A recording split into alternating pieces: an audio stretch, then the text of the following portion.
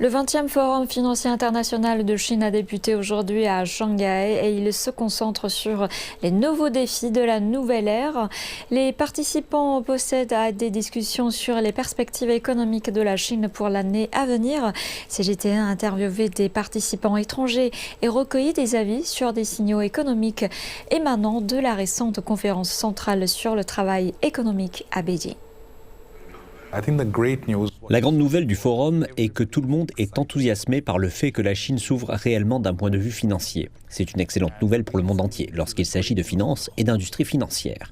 Ce n'est pas un secteur qui fonctionne tout seul, il est très interconnecté. Le rôle de la Chine est au centre de l'ensemble de la scène économique mondiale.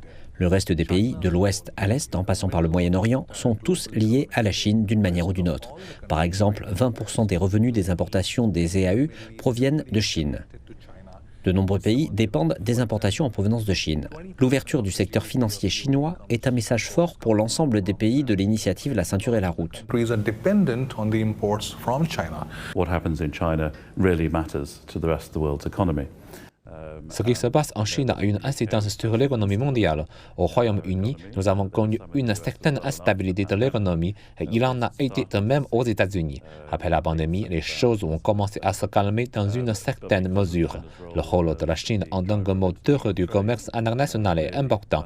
Oui, nous sommes contents de la stabilité financière en Chine.